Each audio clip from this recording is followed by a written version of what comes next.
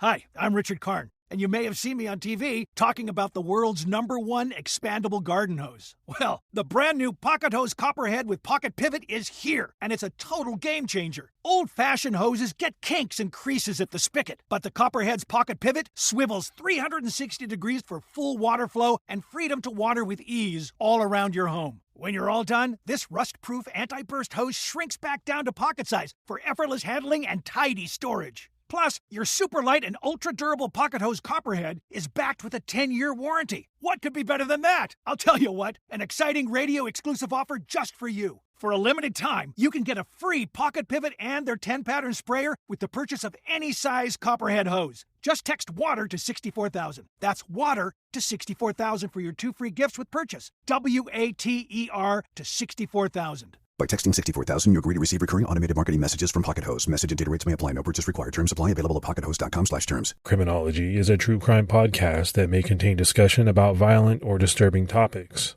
Listener discretion is advised.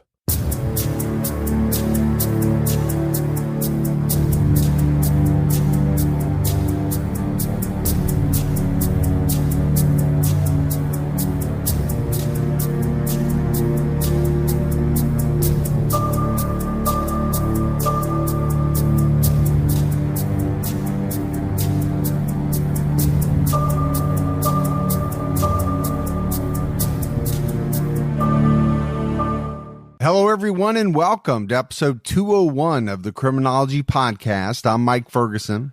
And this is Mike Morford. Morf, what's going on with you, man? Not a whole lot. What's new with you? Recording, researching.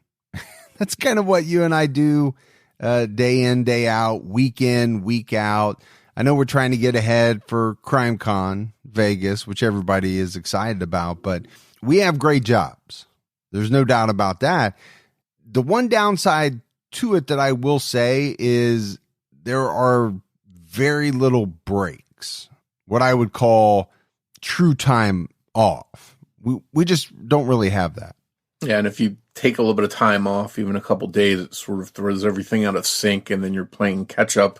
So it's good when we can try and work ahead a little bit. Yeah, we've got a great case on tap for everybody. Before we jump into that, let's go ahead and give our Patreon shout-outs. We had Amy and Jupiter, Sharon Summers, Jen DeSimio, and Amanda Ellis. So a lot of great new support. We really appreciate it. Yeah, thank you so much for that support. It means a lot, and we appreciate that.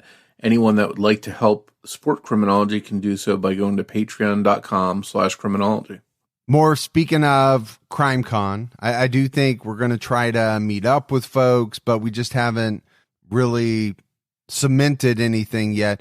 You know, the one thing that I'm having trouble with is it's such a large venue.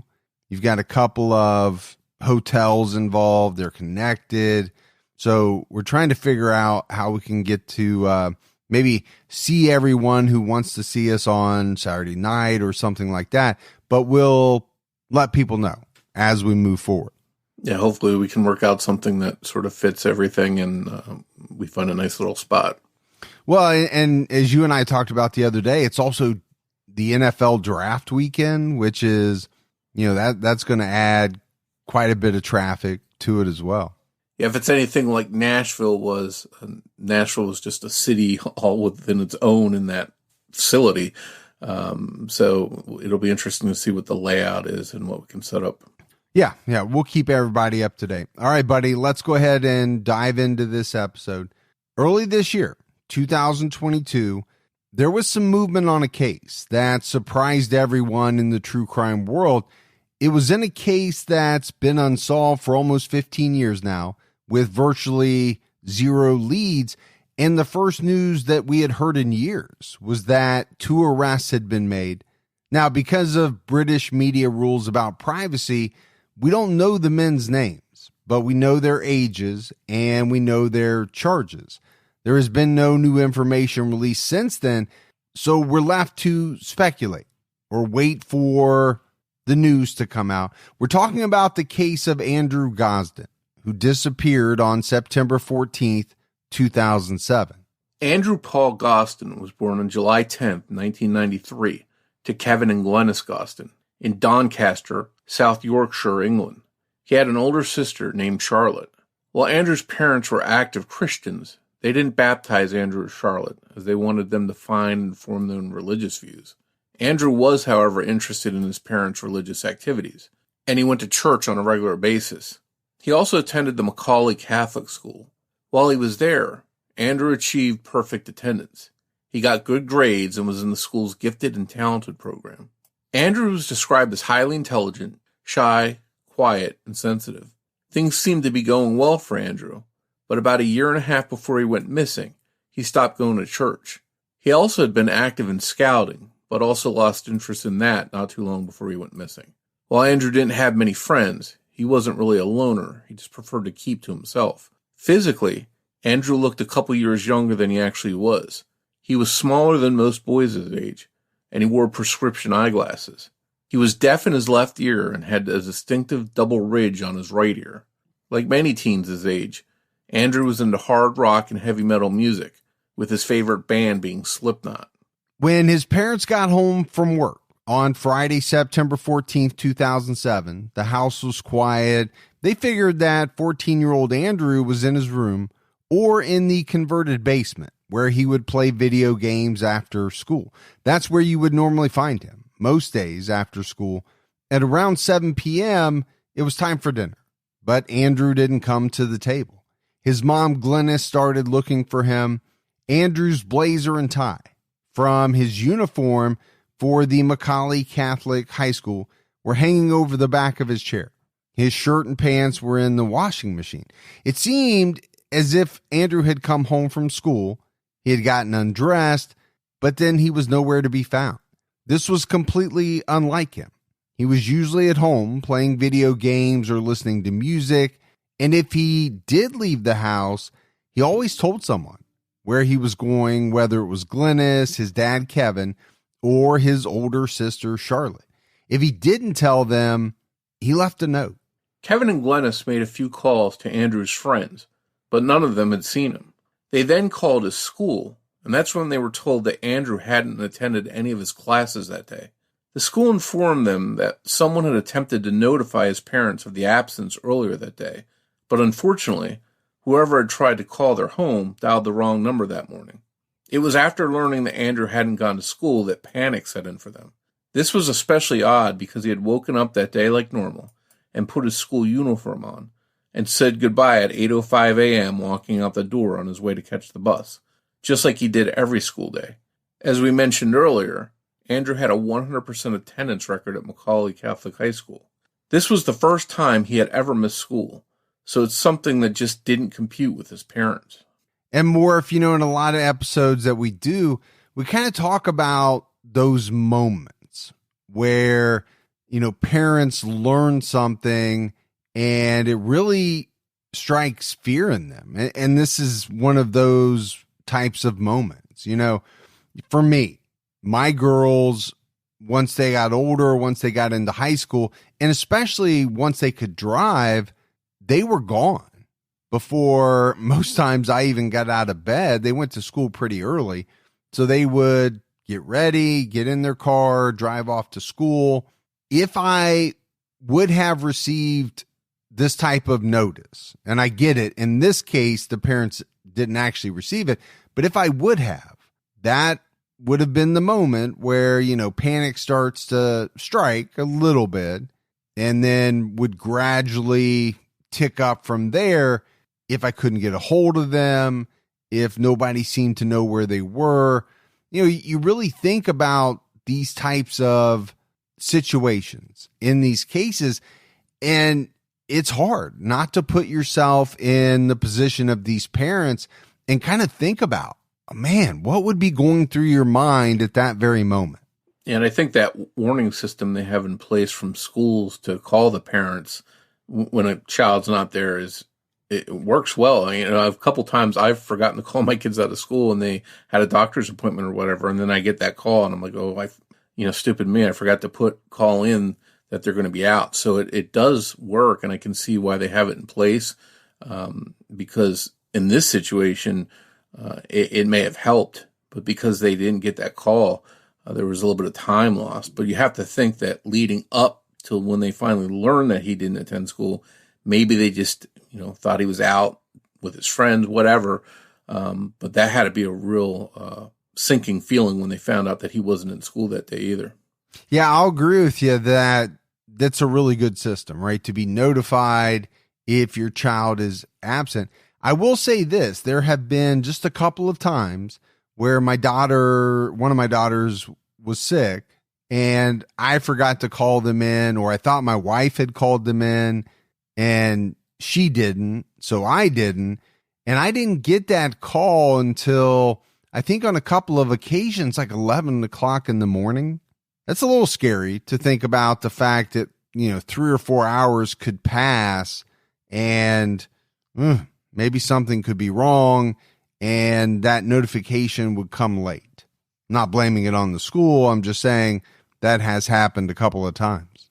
Yeah, and I don't know about you, but I don't think we had that kind of system in school when I was going to school. I don't remember anything like that being something that we had. So I think it definitely helps in a lot of cases to let parents know that, hey, your kids aren't here, and then if something's up, they can take appropriate actions. Well, first of all, you and I are so old, we don't remember what we had in place. I think that's part of it. That could be part of it. Kevin and Glennis called family members who lived in the Sidcup and Chislehurst areas of London because Andrew had been there before to visit family for holidays. They really couldn't think of anywhere else that Andrew could have gone to, but none of his grandparents or aunts in London had heard from him. They hadn't seen him. The Gosdens decided that they needed to call the South Yorkshire police to report Andrew missing. Police quickly determined that Andrew had withdrawn almost £200 or roughly $260 from his bank account that morning at an ATM, nearly emptying the account, leaving him with only around £14 in the bank. Police felt that he only took out what he did because he couldn't take it all out due to the odd amount in his bank account. Now, in the U.S., there are some ATMs that make you pull out money in multiples of 20. I think it varies. Some you can get 10s, maybe even 5s. But the police were thinking that because of the way that this ATM operated, it forced Andrew to leave that £14 in his bank account. Police discovered that wherever Andrew was, he apparently had taken his wallet, his keys, and a PSP, which was a PlayStation portable gaming console. I remember those, Morf. I don't know if they still make that, the PSP. For those of us that are advanced in years, I kind of think of it as a souped up version of the old Nintendo handheld thing. You used to be able to play Tetris and a few other games on it. This was obviously way more advanced than that, but I remember it well. I'm just not sure if they make it anymore. Yeah, I was never into games, but I do see a lot of kids that are carrying around their little handheld devices, and I remember them when I was younger doing that as well. So I think that's something that's been pretty consistent. Just, whatever system at the time is out, always is being upgraded. But I could totally see Andrew taking something like this with him, as a lot of people his age probably did. Yeah, I think nowadays probably the Nintendo Switch is the preferred handheld device, at least from what I understand, what my nieces are always talking about. Police were able to follow somewhat of a paper trail, and they learned that at 9:30 a.m., Andrew bought a one-way ticket to London from Doncaster. CCTV footage from a security camera from a neighbor's house showed Andrew leaving the house at 8:30 a.m. and walking toward the train station in Doncaster. He seemed to be walking with a purpose and walking at a brisk pace. A witness remembered selling Andrew his train ticket because of how young Andrew looked. Police determined, based on CCTV footage, that Andrew had taken the train and made it safely to King's Cross Station in London at 11:20 a.m. But from there, it's unknown which direction Andrew headed. This King's Cross Station footage was important, but here's the thing. The CCTV footage from King's Cross Station was not requested until 27 days after Andrew's disappearance. We don't know why it took so long to request that footage, but that's a lot of time, Morf, to go by in the case of a missing child. This footage showed him on his way out of King's Cross Station at 11:25 a.m., just after his train arrived, and from the footage, it appeared as though Andrew was looking around for something or someone. He seemed to be looking to the left and right. Essentially, it looked as though he was scanning the area.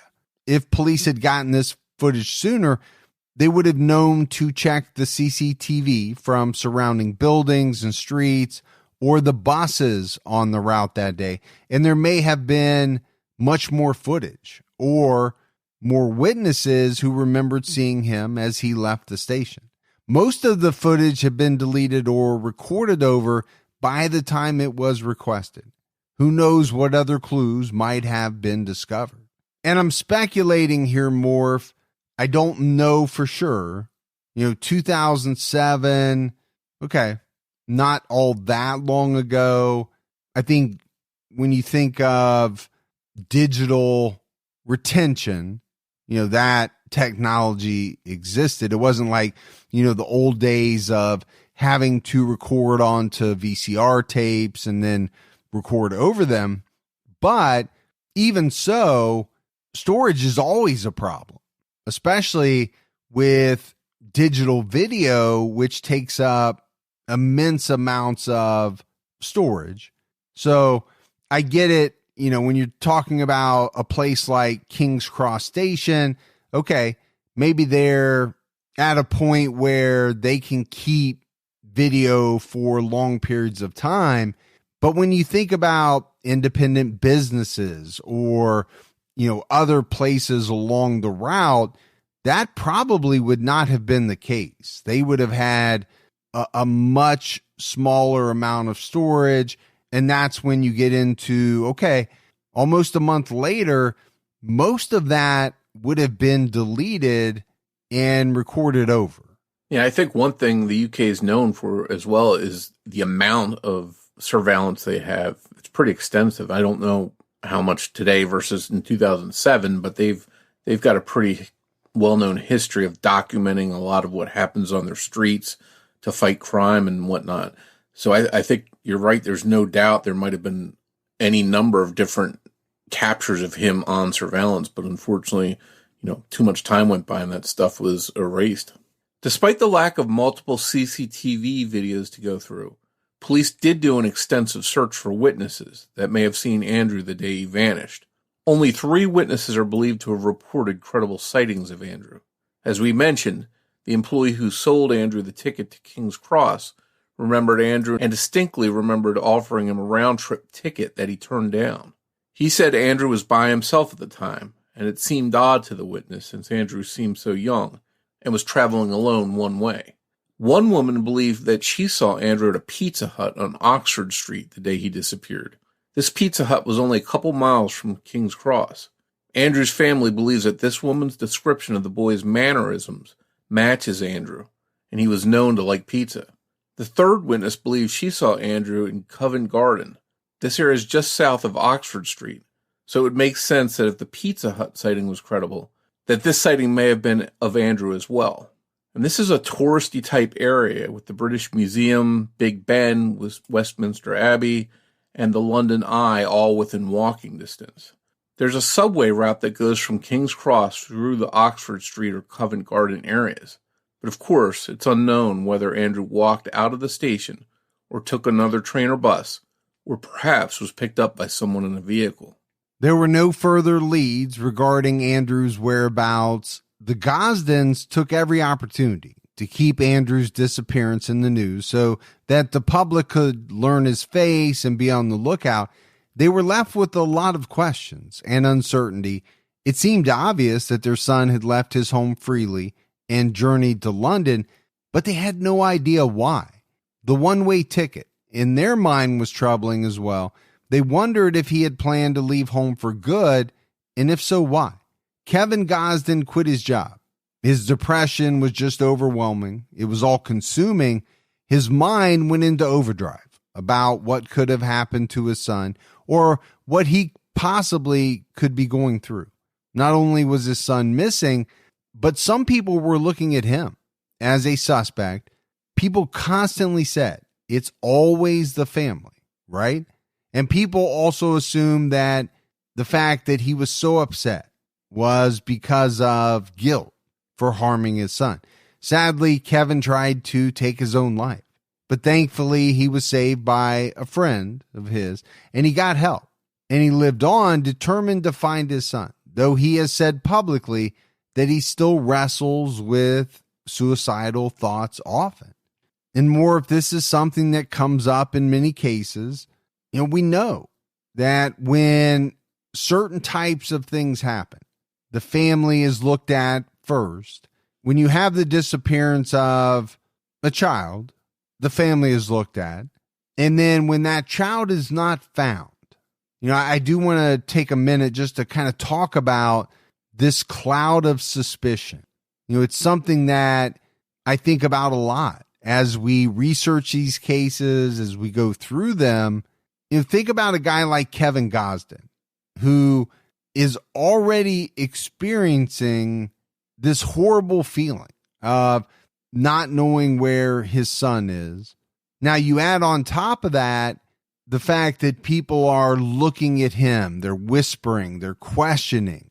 Okay, that cannot be easy to deal with. Put all of that together, that is a lot for anyone to handle. And I think as parents, our children obviously are the most important things in our lives. And the thought of losing them or not knowing where they're at had to be agony for the family. And I feel so bad for him to have to go through this and then have that accusations or suspicion cast on him on top of that. Just had to be something that was unbearable. Well, and obviously you would extend that to the mother as well, but we didn't see the same type of comments, right, made about the mother. Most of these types of comments that we saw in the research were directed at Kevin Gosden.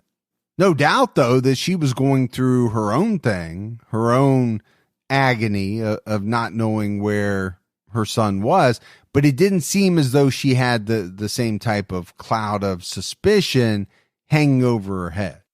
Whether you're into a quick gloss and go or full glam with bold colors, we all have that one product we can't live without. For me, it's the Thrive Causemetics Liquid Lash Extensions Mascara.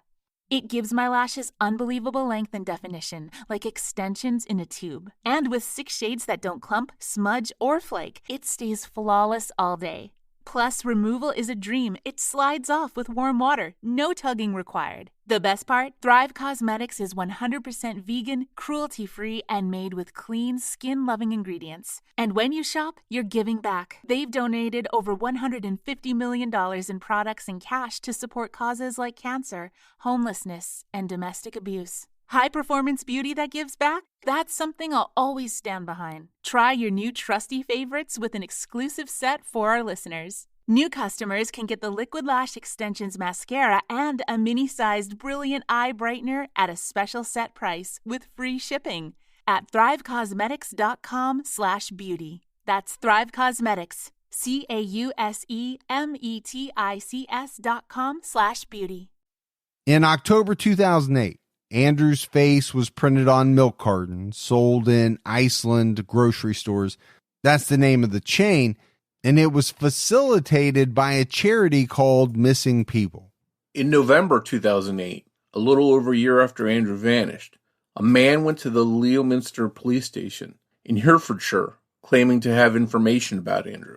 Unfortunately, it was late, and he used the intercom outside of the building, and by the time an officer made it to the front of the building, the man was gone. He didn't come back or call in a tip as far as anyone is aware of. In September 2009, age progression images of Andrew were released to the public, showing a slightly more mature-looking Andrew. The next month, October 2009, the band Muse played a concert at Sheffield Arena. Muse was one of Andrew's favorite bands, and Kevin had taken him and Charlotte to see them live in 2006.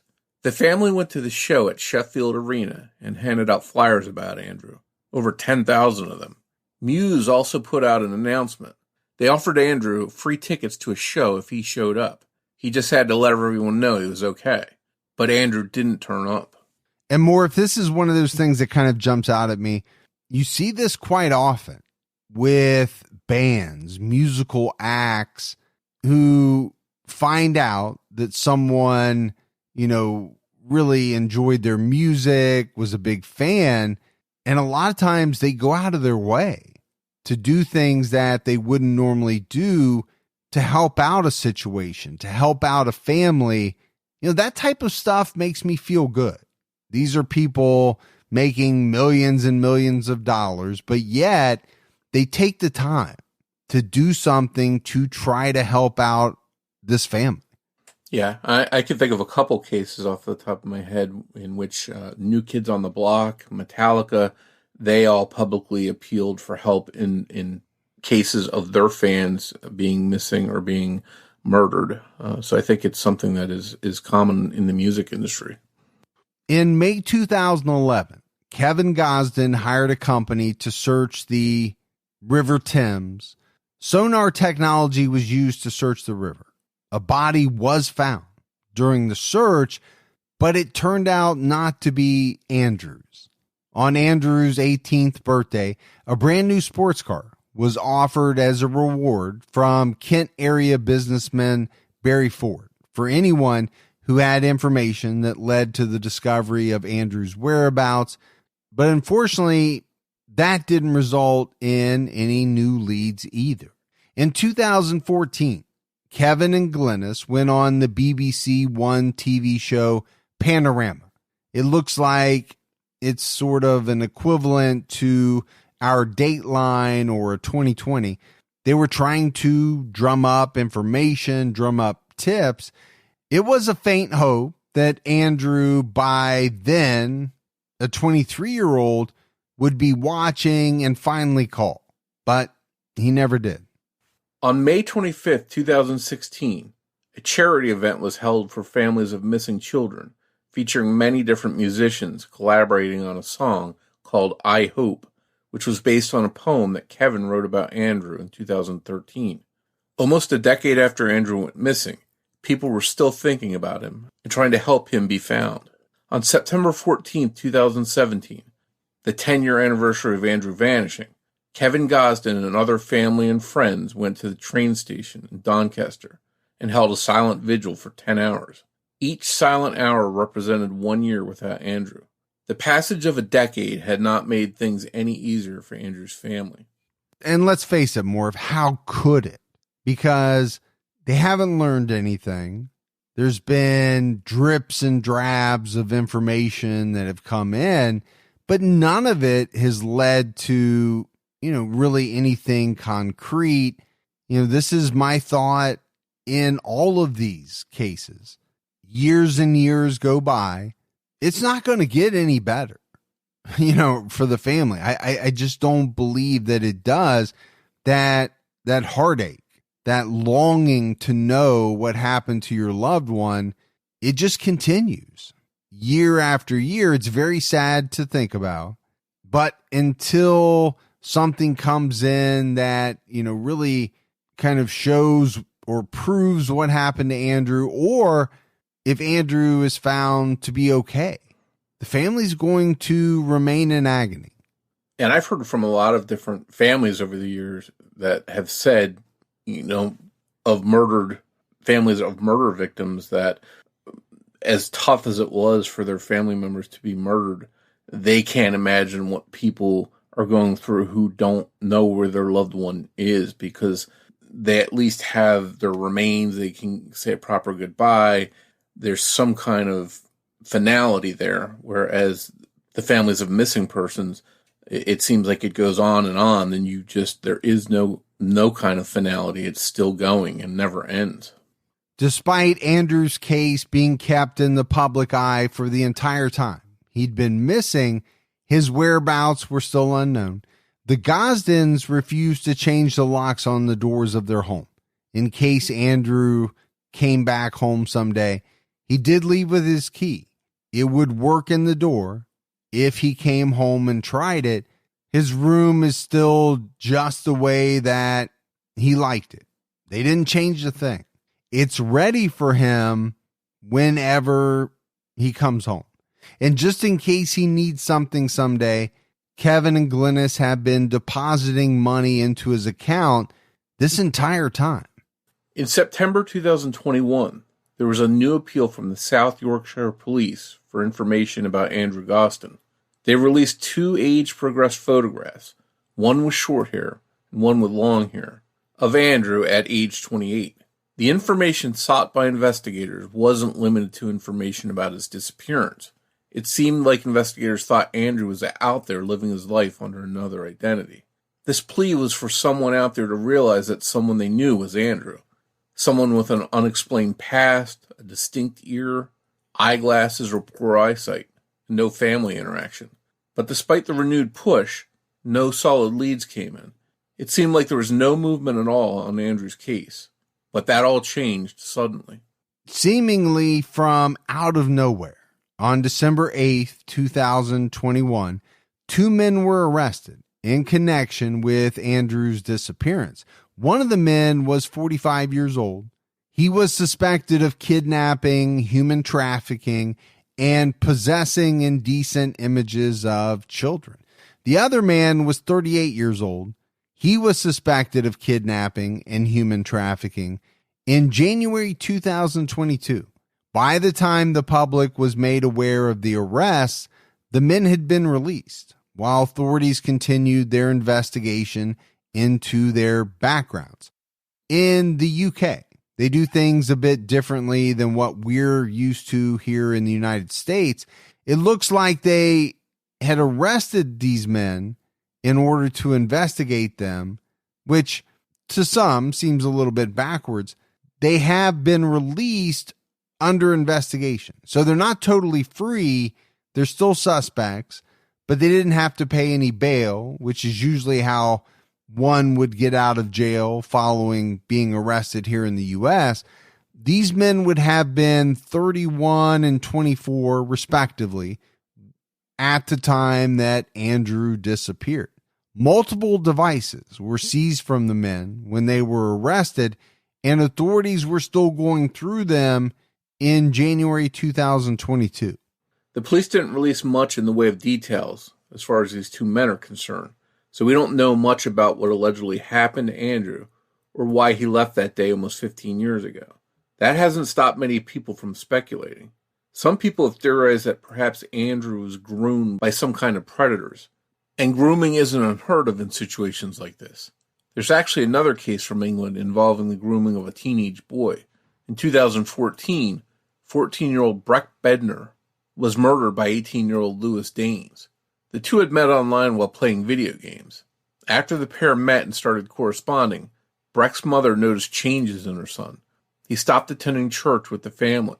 Breck's mother was aware of Lewis Danes and actually took measures to stop the two of them from talking, including not allowing Breck to use certain servers where Danes was active, and she reported him to Surrey police for online grooming. Still, 2 months later, Breck went to Danes' apartment to meet in person for the first time, and he was killed by Danes. And Morf, this term grooming, I think we've heard more and more about it over the last so many years. It's a scary thought, especially, when we think of the amount of time that some kids spend on the internet. Not all that time is monitored, can be monitored. No matter what steps you take, kids are really smart. They figure out a way around, certain types of things that parents put in place. It's just really scary to me to think that, a child is on the internet talking to someone. They may think it's another kid, but they're being groomed. And there's a relationship that is trying to be established that is inappropriate, obviously. And I think in a lot of cases, it's led to some very tragic outcomes. But every time you hear about one of these types of cases, it causes parents to think, right? What are my kids doing? What precautions can I put in place? What safeguards can I put in place? Can I lock down certain apps on phones, on computers? I think all parents should be thinking about those things, when they have younger children. Yeah, I think, as you mentioned, kids are always trying to figure out how they can outsmart their parents and get away with things. And I think some of the predators out there are sort of trying to think how they can outsmart the parents, so they're trying to protect their kids. So I think it's an ongoing battle, and I can see why people might think that there is some kind of grooming going on in a case like this. Yeah, I can definitely see it as well. But, for what it's worth, the Gosdens do not believe that Andrew could have been groomed by someone online. It's always kind of been deemed as very unlikely in this case because Andrew didn't seem to even use the internet. As we learned from Breck Bedner's murder, sometimes when parents think they are limiting access to the internet, their children are still able to use a workaround to access it using secret devices, jump drives, or software to skirt blockers and trackers that have been installed. But in Andrew's case, it's not as simple. Andrew had lost his phone a year or two earlier and hadn't wanted it replaced. Charlotte's laptop was the only computer in the household. She had only had it for about 8 weeks. Sony confirmed that Andrew didn't even have an online account for his PSP. Police even went as far as to check the computers in the Doncaster library and at Andrew's school, but nothing turned up. It truly seemed as though it would have been hard for a predator online to target Andrew. I think it's pretty clear, right? Teenagers are pretty crafty. They come up with ways to do things they want to do and to keep those things from their parents. But if Andrew had some hidden life online, police never found it. And I think even back then, Morf, that had to have been viewed as fairly unusual, right? You're talking about a kid who's into his gaming. Okay. But he doesn't have an account for his PlayStation. He doesn't seem to really have access to a computer, doesn't really even seem to have been all that interested in the internet. I think that's somewhat unique for a kid his age. Yeah, and I know we're talking 2007, here we are 15 years later almost. Kids nowadays, I can't even imagine them, for the most part, functioning without their devices, without their online connections, without their social media. And I'm sure there was a lot of that going on back then too, but Andrew just didn't seem to be all that interested in that stuff. The footage of Andrew arriving at King's Cross Station has been a hot topic of discussion for people following his case. In the video, it does look like Andrew's moving his head around more than others, and it gives the impression that he's maybe searching for something or someone. But this also leads to multiple scenarios here. He could have been deciding what exit to take. He could have been searching for someone he was supposed to meet up with, or he could have possibly been disoriented from the sound in the station. He was deaf in his left ear and was said to have trouble orienting himself to sound. So in a crowded place with a lot of noise, he may have just been looking around to make sure he wasn't bumping into anyone or getting into anyone's way. But he could have been trying to find someone he was supposed to meet, a quote-unquote friend, or an unknown groomer. But no matter what happened to Andrew when he got to the station, a question that perhaps is just as important is, what led him there in the first place? When Andrew left home, he seemed to have a very deliberate plan. He didn't simply take off to London on his way to school. Instead, he made it seem to everyone in his family that morning that he was on his way to school and that it was just another normal day.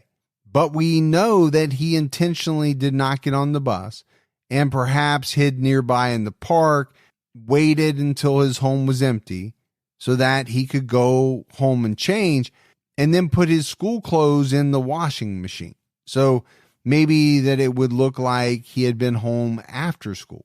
Whatever he wanted to do that day, He was determined and obviously felt that everything would work out just fine. Perhaps he thought he'd be home, possibly in time to say he went somewhere between coming home and putting his clothes in the washing machine and his parents getting home. Although we know Andrew took his PSP. He didn't take his PSP charger. So it doesn't seem as though staying anywhere overnight was in his plan, unless he simply forgot the charger. With it being his first time that Andrew missed or skipped school, it's possible that he didn't know the school would try to call his parents about him not being there that day. It certainly seemed like he didn't think anyone would notice that he skipped school, since the school uniform draped over the chair and the pants in the washer are a clear indicator that he made it home after school that day. Whatever Andrew's plan was, his parents didn't catch on to it until later, because the school had misdialed the number listed for his parents. It gave him about an 8-hour head start before anyone noticed he was missing. There's also a lot that's read into Andrew not buying a round-trip ticket that day. It was less than £1 more, so certainly less than buying a second one-way ticket back from London. Some people believe that the fact that he bought a one-way ticket to London indicated he knew he was never going to come back home. But perhaps there's another scenario. He could have simply planned his whole trip beforehand. He would go to the station, buy a ticket to London, go do whatever it was he was going to do, go back to King's Cross, buy a ticket, and go home. If someone said, hey, do you want to buy a round-trip ticket? In Andrew's mind, what they would really be saying is maybe, hey, do you want to adjust your plan unexpectedly? Now, that seems small to us now, but if you're in a hurry and you already have all of this planned out, it's a lot easier to just say no to anything that would change your plan, even in the slightest way.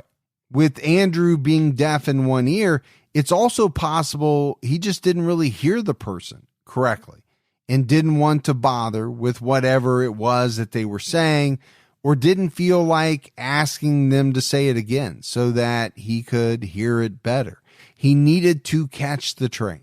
This could, of course, also point to Andrew believing that he had a ride home that day, and therefore he didn't need to take the train back. Another thing that may point to Andrew planning to make it home that night is that he didn't seem to have much with him.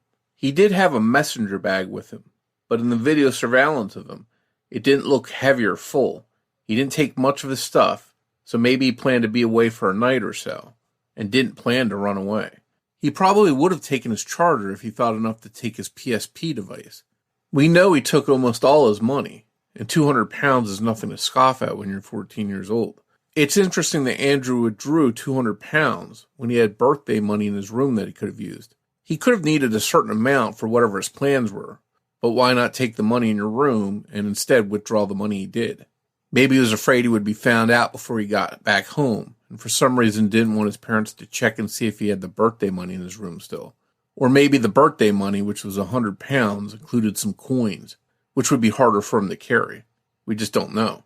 Like in many unsolved cases, it seems like every clue or possible lead ends up taking us down different paths, and every piece of possible evidence seems like it could be either incredibly important or nothing at all. And man, Morf, isn't that the case in all of the unsolved cases that we do? You know, you go through kind of the known things in a case and you think, what does this mean? What does that mean? And at the same time, you're kind of judging the weight of that meaning as well. What does it mean and how important is it if it means this or if it means that? And one thing, you know, obviously we can all debate, we can all theorize, and a lot of that's gone on online. But one thing that jumps out to me is if I was in Andrew's shoes and I was going to leave home and I was planning on never coming back, I would have taken all the money I had for birthday money, the money that he withdrew. I would have taken it all if I were in his shoes. Now, maybe he forgot the birthday money. Maybe he was so busy with the rest of his plan that he forgot to actually scoop it up and take it. Or again, maybe some of it was in change. We don't know the details of that, and he didn't want to carry all of that. But it seems like if he was leaving, if he was leaving permanently, he would have wanted to take that with him. Yeah, and I always believe that. It's what leads me to think that in many of these cases that we do, that theory that has to be explored is just not often all that reasonable, that a younger person intends to run away and never come back when they don't take much of anything with them. To me, that just does not make sense. Some people have wondered if Andrew left to end his life. He was quiet and smart, and he was just days into a new school year when he disappeared. So there are questions surrounding whether he was being bullied. Was he depressed? We mentioned it. He had stopped going to church about a year and a half earlier, and he quit the Cub Scouts months before he disappeared. If he was depressed, his family has come out and said that they didn't sense it. But maybe these aren't signs of depression. Maybe as he was getting older, his interests had changed. His sister Charlotte didn't want to go to church either. And Andrew loved video games and was growing up. So his parents figured that he just didn't want to do scouts or church anymore. When Charlotte woke him up for school the morning Andrew vanished, he seemed grumpy. But again, he was 14 years old and it was early in the morning. To me, that's pretty typical teen behavior for the most part. It doesn't seem all that unusual. I know my girls as teenagers and still even sometimes today, when you try to go to wake them up before they believe they should get up, they're pretty grumpy. I myself, at my much more advanced age, can get pretty grumpy if my wife wakes me up before my alarm clock is set to go off. Suicide is a possibility, but there simply is no evidence that, he was on a path to do this. And if he did take his own life, what happened to his body? Again, a question that comes up time after time.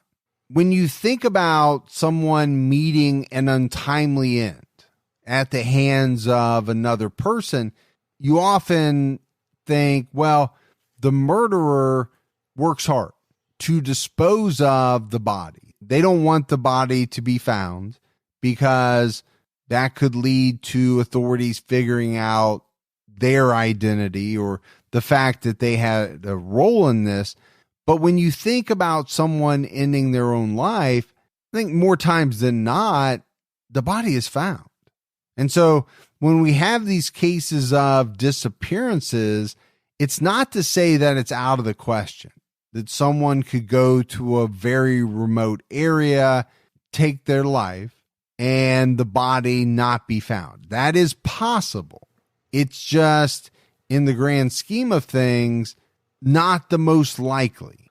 Yeah, and unless, in this case, Andrew wanted to take his own life and somehow, after his death, make this a mystery or make his parents worry for the rest of their lives, he would have had to take some kind of steps to make sure his body wouldn't be found. So to me, that's something that jumps out as a suicide just seeming unlikely, because I think in most cases of suicide, whether the person leaves a note or whatever, their bodies are usually found. Well, and speaking of a note, okay, let's say he was depressed. Let's say he did want to end his own life. Why would he put his family through the not knowing? Why wouldn't he have left them a note explaining, what he was doing? I'm not saying it happens in every situation, but I look at things as what's most likely, what's most probable.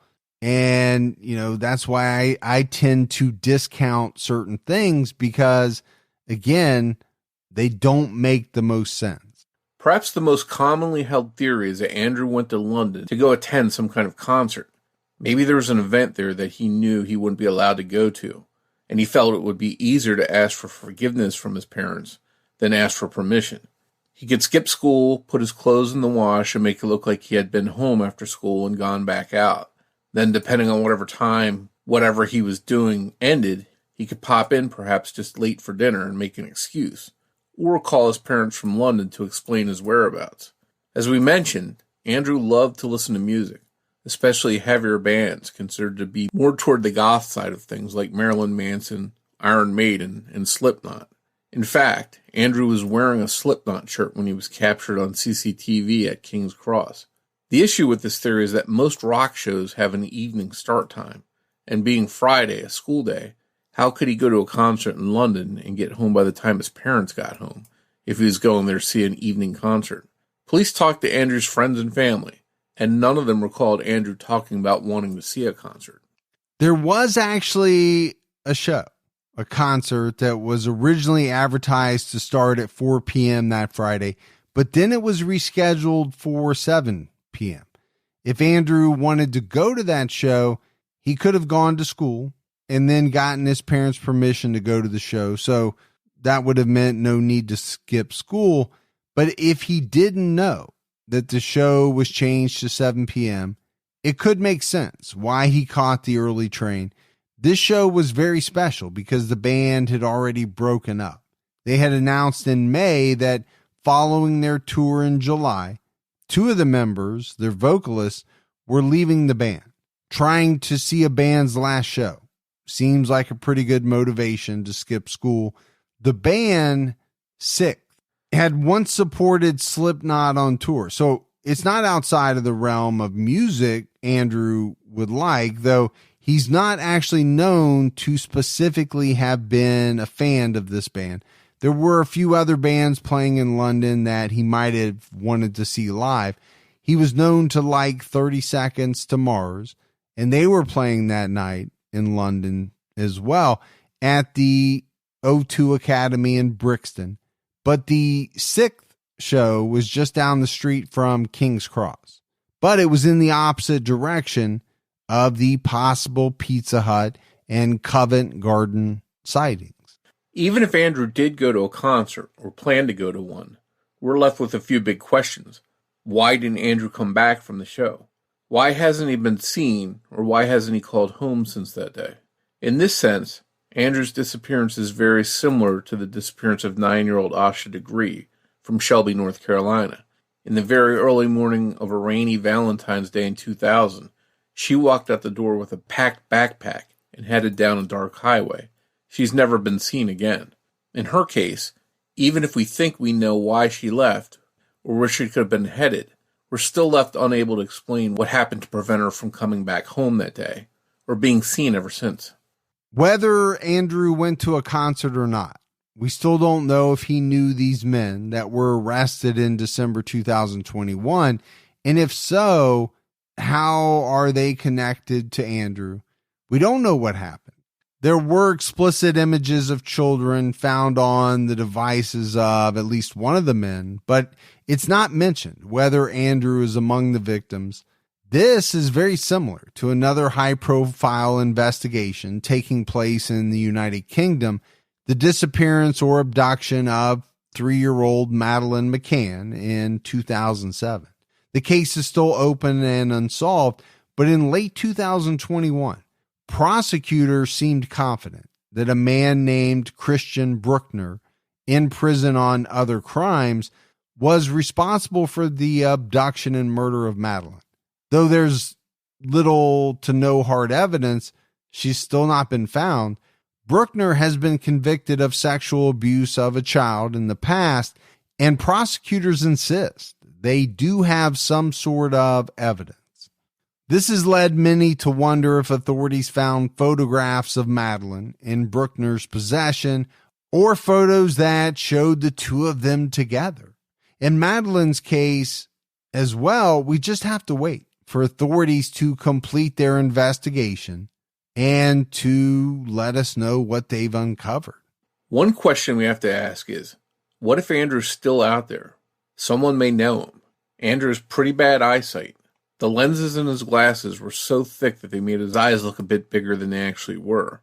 Eyesight generally gets worse over time, So it may be really bad now if he didn't get new glasses or some kind of procedure to improve his eyesight. If he hasn't gotten any new glasses, he would probably be struggling daily with vision. He was also deaf in one ear, and the distinct shape of his other ear may be easily noticed. If someone knows Andrew, or if you're out there someplace, Andrew, your family misses you and would like nothing more than to hear from you. If you know anything about the disappearance of Andrew Gosden, please contact the South Yorkshire Police Department. If you want to remain anonymous, you can also contact Crime Stoppers at 0800-555-111 and refer to incident number 161 of September 13th, 2017. If you're international or just don't want to make a phone call, you can always email Kevin Gosden directly at kevin.gosden@hotmail.co.uk. So, Morf, as we wrap up this episode on Andrew Gosden, there's a lot going on here. You know, in these cases that span 10, 15, 20 years, where all of a sudden there is breaking news, you know, the interest automatically ramps back up. I'm not saying that there was no interest in this case. A lot of people have been following this case for many years, but now all of a sudden something really big has happened.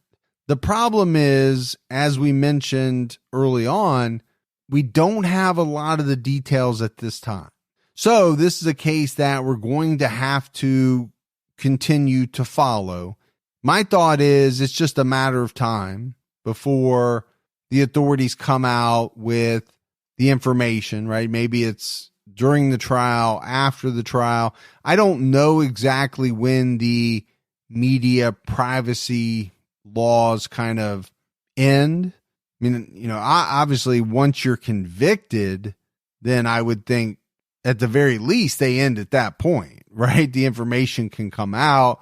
What are the names of these two individuals? But we're going to have to wait and see a little bit. And I think the same thing goes with the case of Madeleine McCann. That's a huge case. I mean, there are so many people that have been following that case. There have been documentaries on it. You know, it's received quite a lot of media coverage over the years. Yeah, Andrew's case is really strange. There's a lot of twists and turns as far as clues, directions you could go in.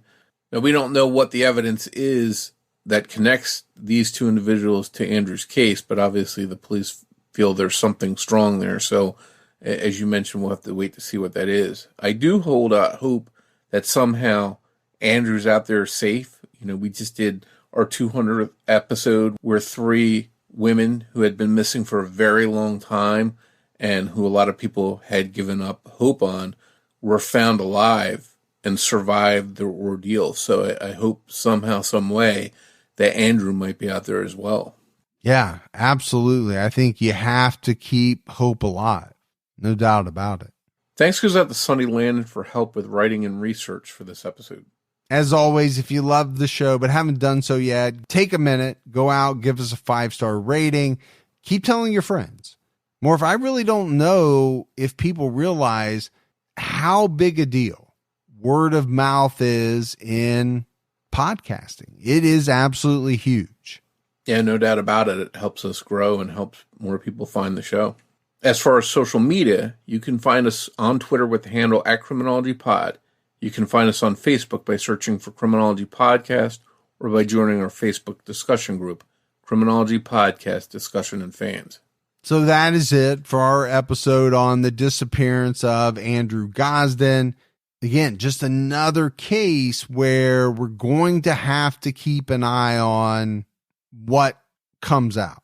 I think there will be, hopefully, a resolution, and I'm hoping that it leads to some answers as far as what happened to Andrew. Like you said, Morf, we hope he's alive, but at the very least, let's say he's not, the family deserves answers.